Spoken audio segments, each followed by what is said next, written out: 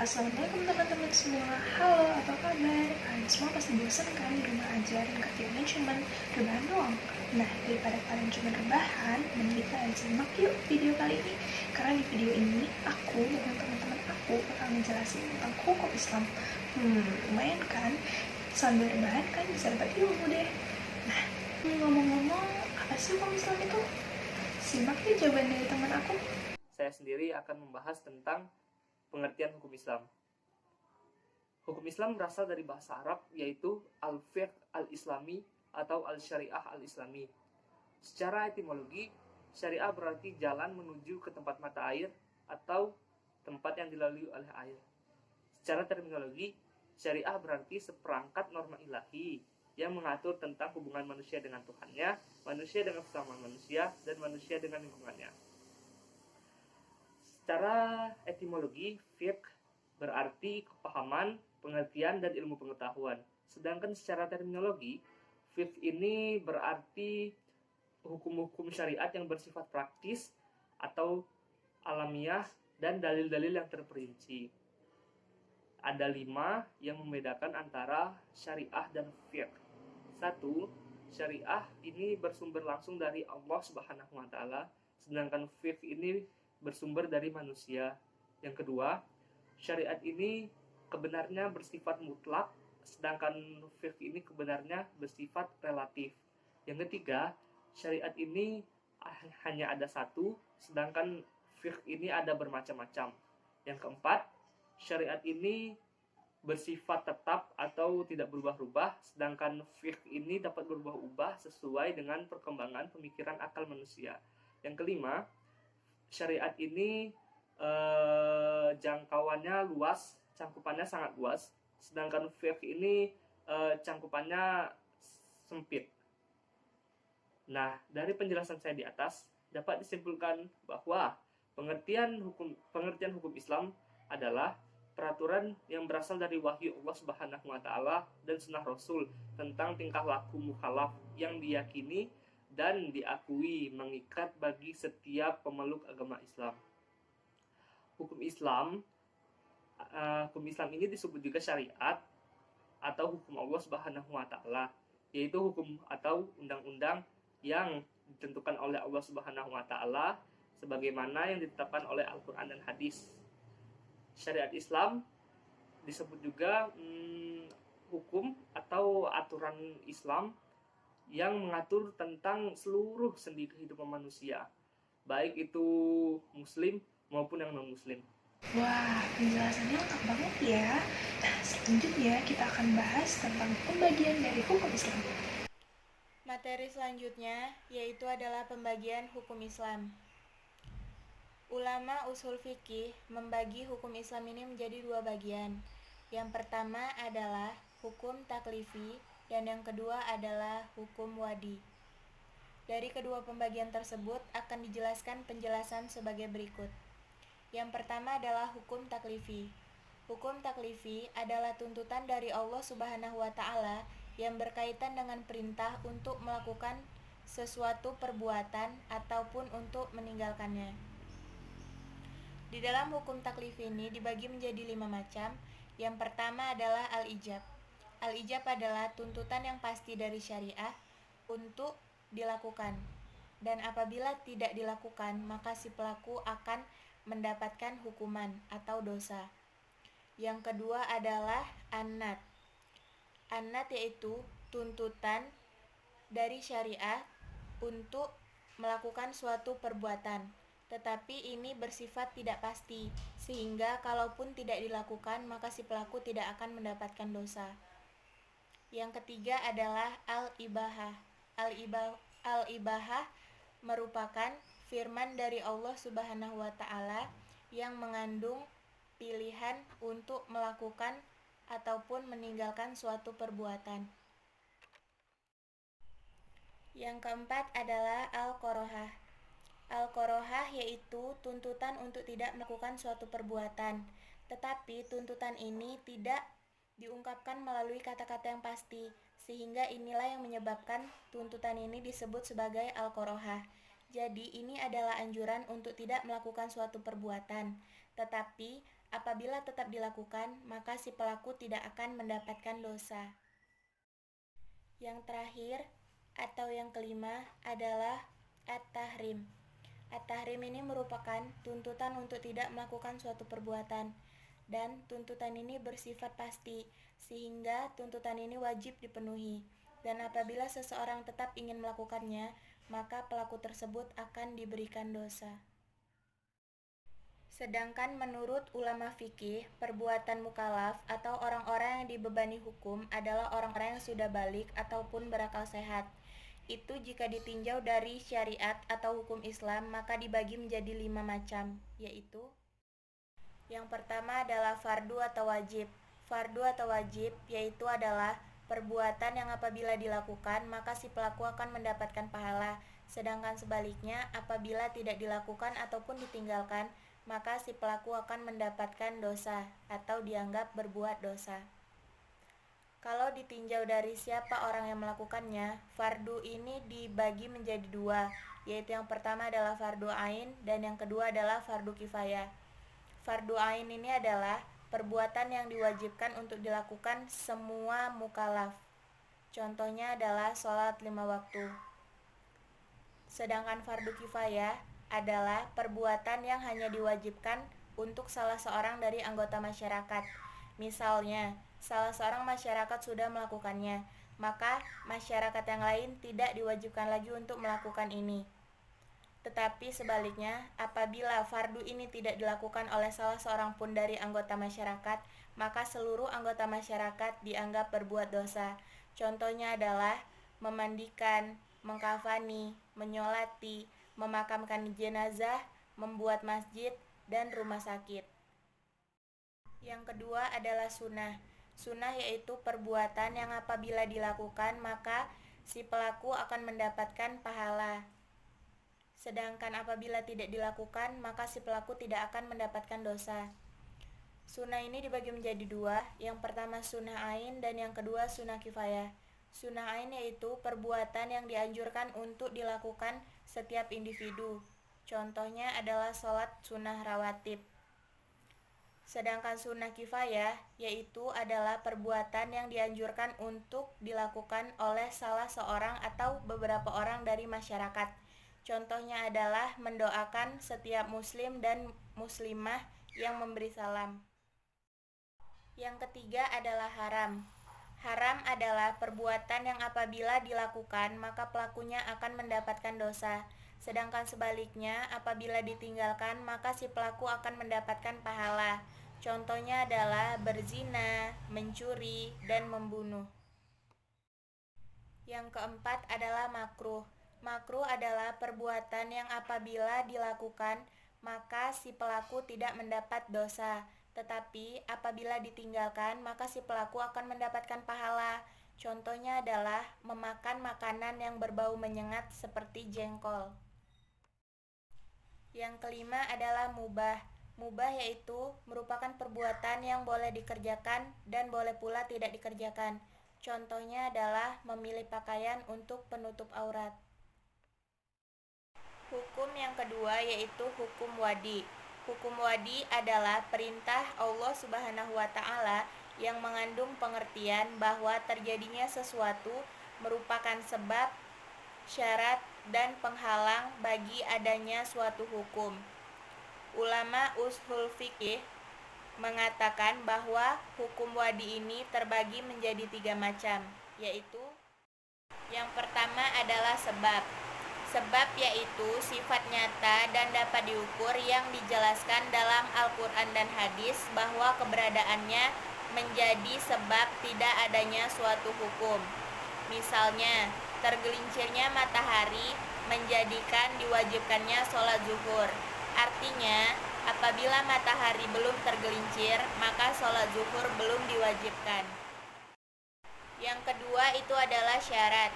Syarat adalah sesuatu yang berada di luar hukum syara, tetapi hukum syara bergantung kepadanya.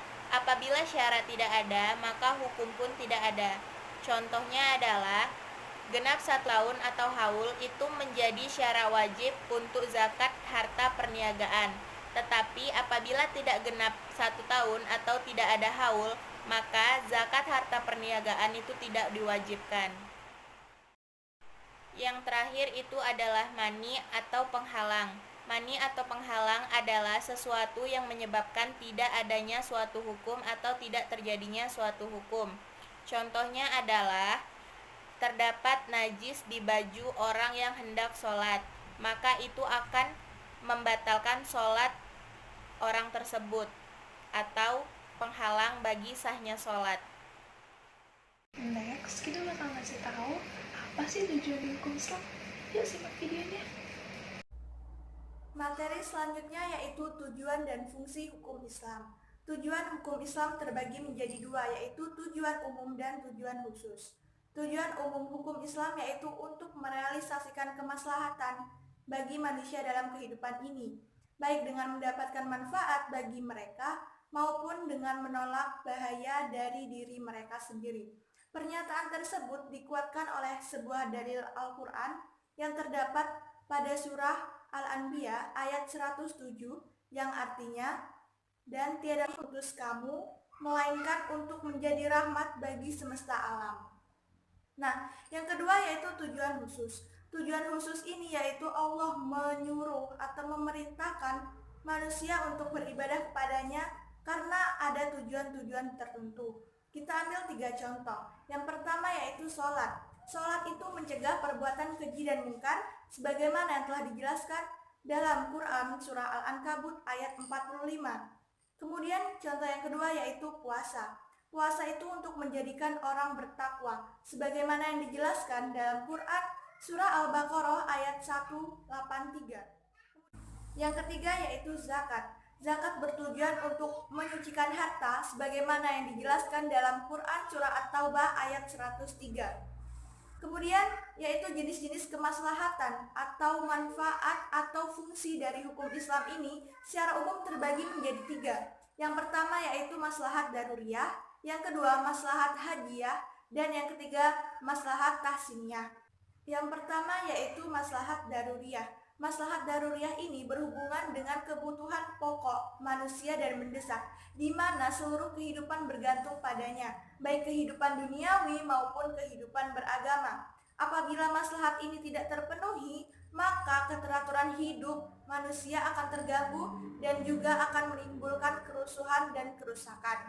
Nah, maslahat ini terbagi lagi menjadi 5, yaitu yang pertama penjagaan atas agama. Islam memandang agama sebagai maslahat pokok manusia, sehingga penjagaannya adalah sebuah kewajiban. Ketika agama mulai diperangi, maka Islam mensyariatkan agar kita berjihad. Sebagaimana yang dijelaskan dalam Quran surah At-Taubah ayat 36. Yang kedua yaitu penjagaan atas jiwa. Islam sangat memuliakan nyawa seorang manusia. Islam pun menganggap bahwa menghilangkan nyawa manusia merupakan sebuah kejahatan yang besar. Islam juga melarang manusia untuk tidak menghargai nyawanya sendiri, sebagaimana yang telah dijelaskan dalam Quran surah Al-Ma'idah ayat 90. Kemudian yang keempat yaitu penjagaan atas kehormatan dan nasab. Islam sangat memuliakan kehormatan dan garis keturunan. Untuk itu dalam Islam disyariatkan untuk menjauhi zina dan akan menghukum barang siapa yang melakukannya, bagaimana dijelaskan dalam Quran surah Al-Isra ayat 32. Kemudian yang kelima yaitu penjagaan atas harta. Islam mengakui kepemilikan individu atas harta dan menghargainya. Untuk itu, Islam melarang individu itu mendapat harta kecuali dengan jalan transaksi yang sah, baik, ikhlas, dan saling meridhoi. Bahkan Islam pun mengancam akan memberikan hukuman potong tangan kepada setiap orang yang melakukan kegiatan pencurian dengan jumlah yang besar, sebagaimana yang telah dijelaskan dalam Quran surah Al-Baqarah ayat 188. Yang kedua yaitu maslahat hadiah. Maslahat hadiah ini dibutuhkan manusia untuk mendapatkan kemudahan bagi mereka dan menghilangkan kesukaran dalam kehidupan.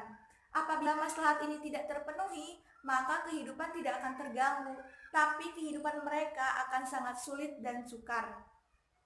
Kita ambil contoh, saat bulan Ramadan, kita boleh tidak berpuasa saat kita sakit ataupun musafir, tapi dengan syarat menggantinya di lain waktu. Nah, ini telah dijelaskan dalam Quran surah Al-Baqarah ayat 185 yang artinya Allah menghendaki kemudahan bagimu dan tidak menghendaki kesukaran bagimu. Kemudian jenis maslahat yang ketiga yaitu maslahat tahsiniyah. Maslahat tahsiniyah ini apabila terpenuhi maka akan menambah kepantasan dan kehormatan bagi pelakunya. Tapi apabila tidak terpenuhi, kehidupan tidak akan terganggu dan tidak akan menimbulkan kesukaran ataupun kesulitan. Kita ambil contoh yaitu Islam mensyariatkan untuk taharah bagi badan, yaitu mandi, kemudian berpakaian baik di masjid, dan berbagai sholat dan puasa sunnah lainnya. Rasulullah Shallallahu Alaihi Wasallam bersabda, sesungguhnya Allah Maha Indah dan menyukai keindahan. Hadis riwayat Muslim. Pengertian udah, pembagian udah, tujuan dan fungsi juga udah. Selanjutnya apa lagi ya? Oh, prinsip-prinsip. Nah, prinsip-prinsip ini bakal disampaikan sama teman aku nih. Yuk intip videonya. Pembahasan berikutnya adalah tentang prinsip-prinsip hukum Islam. Di dalam hukum Islam terdapat 6 prinsip, yaitu prinsip tauhid, prinsip kemerdekaan, prinsip keadilan, prinsip persamaan, prinsip at-ta'awun, dan prinsip toleransi. Nah, maka dari itu saya akan membahas satu persatu dari prinsip-prinsip tersebut. Yang pertama adalah prinsip tauhid. Tauhid merupakan prinsip umum dalam hukum Islam yang menyatakan bahwa manusia ada di bawah satu ketetapan yang sama, dan ketetapan itu dinyatakan dalam kalimat La ilaha illallah yang berarti tidak ada Tuhan selain Allah. Berdasarkan prinsip tauhid ini, pelaksanaan hukum Islam merupakan ibadah. Prinsip tauhid melahirkan asas beribadah, yaitu asas kemudahan atau meniadakan kesulitan. Dari asas ini, terumuskanlah kaidah-kaidah beribadah. Ada 2 kaidah beribadah. Yang pertama adalah ibadah itu tidak diwajibkan dan pelaksanaannya hanya berdasarkan apa yang disuruh oleh Allah Subhanahu wa taala dan Rasul-Nya. Kaidah yang kedua adalah kesulitan dalam menjalani ibadah akan mendatangkan kemudahan. Selanjutnya adalah prinsip keadilan. Menurut Wahbah Az-Zuhaili, ketika prinsip keadilan dimaknai sebagai prinsip moderasi, adalah bahwa perintah Allah Subhanahu wa taala ditunjukkan bukan karena esensinya. Karena Allah tidak akan mendapat keuntungan dari ketaatan yang diperbuat oleh manusia dan tidak akan pula mendapat kemudaratan dari perbuatan maksiat yang dilakukan oleh manusia. Namun ketaatan tersebut akan menjadi jalan yang akan membawa kebaikan kepada individu atau masyarakat. Berlanjut ke prinsip kemerdekaan atau prinsip kebebasan. Prinsip kebebasan dalam hukum Islam menghendaki tidak adanya paksaan dalam menyiarkan agama atau hukum Islam, melainkan berdasarkan penjelasan, demonstrasi, atau argumentasi. Seperti yang sudah tertulis di Quran Surat Al-Baqarah ayat ke-256 yang berbunyi, tidak ada paksaan untuk memasuki Islam. Sesungguhnya telah jelas jalan yang benar daripada jalan yang sesat. Karena itu, barang siapa yang ingkar kepada takhut dan beriman kepada Allah, maka sesungguhnya ia telah berpegang kepada buhul tali yang tidak akan pernah putus. Dan Allah Maha mendengar lagi Maha mengetahui. Lalu kita berlanjut ke prinsip yang keempat. Yang keempat adalah prinsip persamaan. Prinsip persamaan yang paling nyata terdapat pada Konstitusi Madinah atau Al-Sahifah, yakni prinsip Islam menentang perbudakan dan penghisapan darah manusia atas manusia. Yang kelima adalah prinsip at-ta'awun. Prinsip ini memiliki makna saling membantu antar sesama manusia yang diarahkan lagi kepada prinsip tauhid, terutama dalam peningkatan kebaikan dan ketakwaan. Nah, prinsip yang terakhir atau prinsip yang keenam adalah prinsip toleransi. Tegasnya toleransi hanya dapat diterima apabila tidak merugikan agama Islam. Dan toleransi tersebut tidak hanya persoalan ibadah, namun mencakup semua hukum Islam. Baik itu muamalah sipil, hukum pidana, ketetapan peradilan, dan lain sebagainya. Selanjutnya, materi terakhir akan disampaikan oleh saya sendiri, yaitu Jamuna Salsabila, mengenai karakteristik dari hukum Islam. Yang pertama adalah sempurna. Artinya, hukum Islam ini dapat dipakai dimanapun dan kapanpun. Yang kedua, universal. Artinya, syariat ini meliputi seluruh alam tanpa ada batasan. Yang ketiga, hukum Islam ini bersifat elastis atau fleksibel. Yang keempat, hukum Islam ini bersifat sistematis yaitu saling berhubungan satu sama lain secara logis. Yang kelima, bersifat ta'abudi dan ta'akuli. Ta'abudi artinya adalah makna yang terkandung di dalamnya bersifat irasional atau tidak dapat diterima dengan nalar. Sedangkan ta'akuli artinya adalah makna yang terkandung di dalamnya bersifat rasional atau dapat diterima dengan nalar. Yang keenam adalah menegakkan maslahat. Yang ketujuh adalah menegakkan keadilan. Yang kedelapan adalah tidak menyulitkan. Dan yang terakhir adalah berangsur-angsur. Nah, itu tadi penjelasan singkat tentang hukum Islam. Semoga video ini bisa bermanfaat bagi kita semua. Terima kasih yang sudah menonton. Sampai ketemu lagi. Wassalamualaikum warahmatullahi wabarakatuh. Dadah.